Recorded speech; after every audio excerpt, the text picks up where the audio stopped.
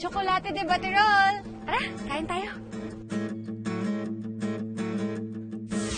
Ang pag-ibig parang tsokolate.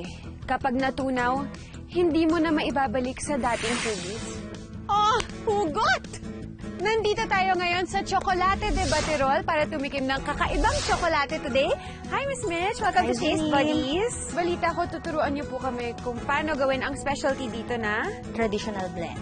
Our chocolate kasi, it's a fresh and we process it from mispong raw cacao. Kinagrind natin siya para maging choco nibs.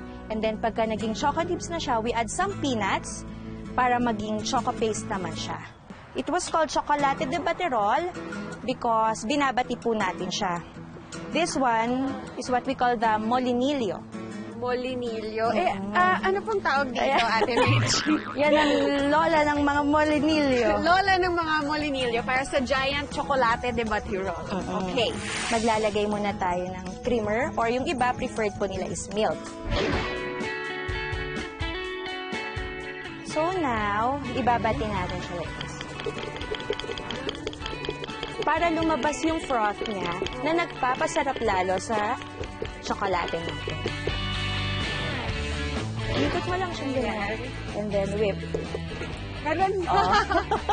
So, kapag pinor natin siya, may bubbles siya. Ang galing. Ayan na nga,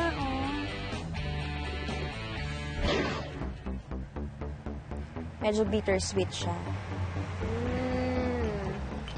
Ngayon lang ako nakatikim ng hot chocolate na ganito. Matamis. And at the same time, pampagising din. And ngayon, of course, my favorite part, tikiman time! Dahil syempre, madami pang ibang specialties dito sa Chocolate de Baterol.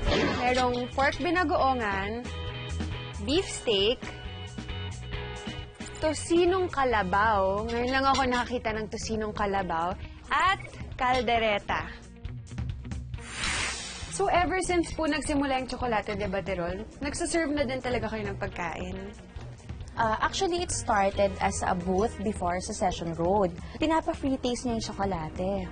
Nag-start siya as tsokolate, and then 3 umbrellas lang. And then kasi yung wife niya, si Mrs. Socorro Castro, is also a pure Kapampangan, magaling magluto. So, pati natin subukan lagyan ng bibingka, suman, until naging meals. Okay. Ang galing naman pala ng kwento. Talagang nagpursige siya at naniwala siya na talagang magkiklik ang Chocolate de Baterol. At ngayon, 20 years na ang Chocolate de Baterol. And we also have other branches outside Baguio na. We have 3. Talaga? Oo. Hindi pa tayo tapos. Meron akong introduce sa'yo na special dessert din namin dito. Naku, gusto ko yan. Game!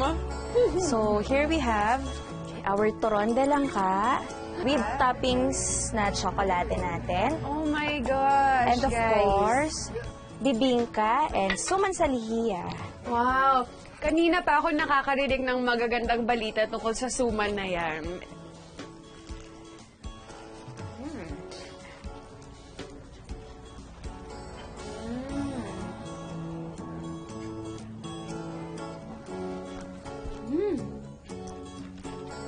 Ang sarap ng suman!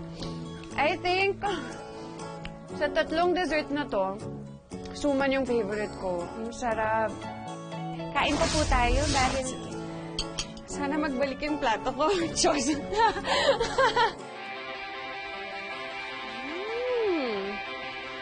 Hot chocolate sa ganito kalamig na weather.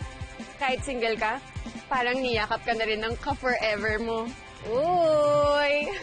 Pero nasa na ba si Sos?